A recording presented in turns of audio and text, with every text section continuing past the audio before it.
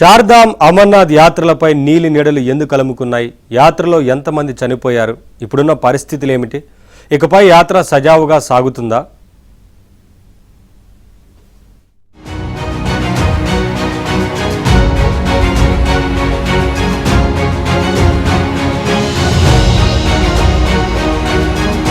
చార్ధామ్ యాత్ర సజావుగా విజయవంతంగా సాగడానికి అన్ని ఏర్పాట్లు చేస్తున్నామని ఉత్తరాఖండ్ ప్రభుత్వం చెబుతోంది. కాకపోతే వాతావరణ పరిస్థితులను అంచనా వేస్తూ యాత్రను క్రమబద్ధీకరించే విషయంలో మాత్రం తప్పులో కాలేసిందన్న ఆరోపణలు వినిపిస్తున్నాయి. వేసవి మొదలైన వెంటనే తెరిచి శీతాకాలం మొదలయ్యే సమయానికి చార్ధామ్ ఆలయాలను మూసివేస్తారు. చార్ధామ్ యాత్ర యమునోత్రి నుంచి ప్రారంభమవుతుంది. యమునా నది జన్మస్థానానికి దగ్గరలో ఉన్న ఆ ఆలయానికి కాలినడకన లేక గుర్రం లేదా పల్లకిలో చేరుకునే అవకాశాలు ఉంటాయి. రిషికేశ్ నుంచి 210 కిలోమీటర్ల దూరంలో ఉండే యమునోత్రి వెళ్లేవారు అది సముద్ర మట్టానికి 3200 మీటర్ల ఎత్తులో ఉందని గ్రహించాలి. ప్రయాణంలో రెండో పుణ్యక్షేత్రమైన గంగోత్రి ఆలయం కూడా ఉత్తర కాశీ జిల్లాలోనే ఉంది. రిషికేశ్ కు 250 కిలోమీటర్ల దూరంలో ఉంటుంది. అక్కడ గంగా నది పుట్టిన ప్రాంతాన్ని గోముఖ్ అంటారు. గోముఖ్ నుంచి బయటకు వచ్చిన తరువాత ఈ నదిని భాగీరథి అని పిలుస్తారు. భాగీరథి నది దేవప్రయాగ్ సమీపంలో అలకనంద నదిలో కలిసిన తరువాత గంగగా మారుతుంది.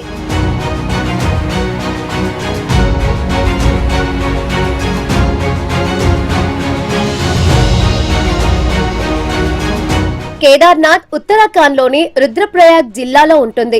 ఆలయానికి చేరుకోవడానికి కొండల్లో 18 కిలోమీటర్లు నడవాలి. నడవలేని వారి కోసం పల్లకీలు, గుర్రాలు ఉంటాయి. హెలికాప్టర్ ద్వారా కూడా ఆలయం దగ్గరకు చేరుకోవచ్చు.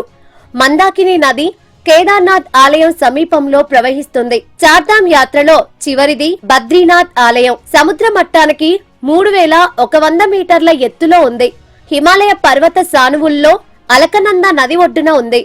దీనిని ఆదిశంకరాచార్యులు 8వ శతాబ్దంలో స్థాపించారని నమ్ముతారు.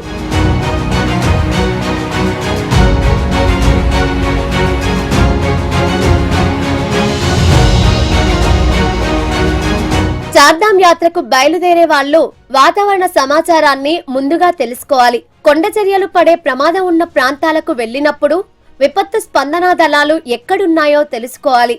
ఈ ఏడాది యాత్రలో ఇప్పటి వరకు 210 మంది భక్తులు మరణించారు. వీరిలో 207 మంది అనారోగ్య కారణాలతో మృతి చెందగా మరో 3 ప్రమాదాల్లో కన్నుమూశారు.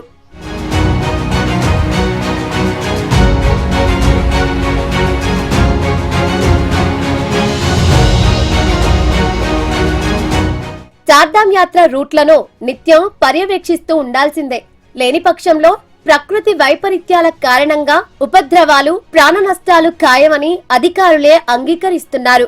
కొండ చర్యలు విరిగిపడే ప్రాంతాల్లో నిత్యం నిఘా అనివార్యమవుతుంది. యాత్రికులు కూడా సాహసాలు చేయకుండా అధికారుల ఆదేశాలను పాటించాల్సిందే. అకస్మాత్తుగా వర్షం పడి కొండ చర్యలు విరిగిపడుతుంటే ప్రభుత్వ నిర్దేశిత సురక్షిత ప్రదేశాల్లో తలదాచుకోవడం ఉత్తమమని గుర్తించాలి. ప్రభుత్వ అధికారుల సూచనలను పాటిస్తూ వారు అనుమతించే వరకు యాత్రను కొనసాగించకూడదు. యాత్రికులు త్వరగా గమ్యస్థానాలకు చేర్చడం కంటే వారిని సురక్షితంగా తీసుకెళ్లి మళ్లీ బేస్ క్యాంపుకు చేర్చడం ముఖ్యమని ఉత్తరాఖండ్ సర్కార్ పునరుద్ఘాటిస్తుంది. జనాలు బాగుంటారు అనుకున్నాం, కానీ ఇక్కడనైతే ఎలాంటిదైతే జనాలు లేరు, వర్షం లేదు. మాకైతే దర్శనం చాలా బాగా జరిగింది. డోలీల వాళ్ళు కానీ, గుర్రం వాళ్ళు కానీ మమ్మల్ని ఎంత జాగ్రత్తగా అంటే అంత జాగ్రత్తగా తీసుకొచ్చారు. కానీ మేము చాలా భయపడ్డాం. రాగా గుర్రం ఎక్కితే ఎట్లుంటుందో ఏమో అనుకున్నాం, కానీ చాలా బాగా తీసుకొచ్చారు. మాకు దర్శనం కూడా చాలా బాగా అయింది.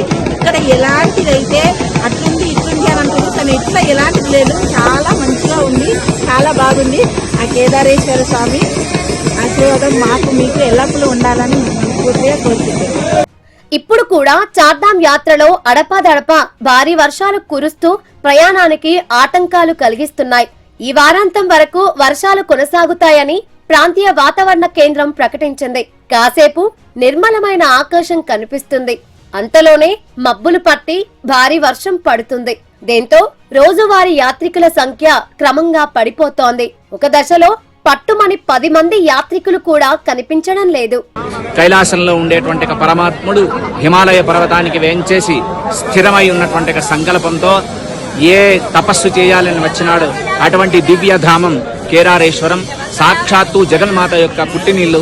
ఆ పుట్టినిల్లుకు వేయించేసినటువంటి మేము బదరీలో నారాయణుని దర్శనం చేసుకున్నాం.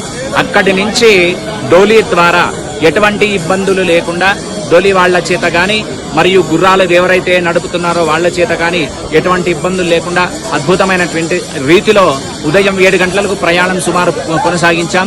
ప్రారంభం చేశాం కింద నుంచి 12 గంటలకల్లా ఇక్కడికి చేరుకున్నాం. లోపల స్వామివారి దర్శనం జరిగింది. చెంబుతో నీళ్లు పోసాం.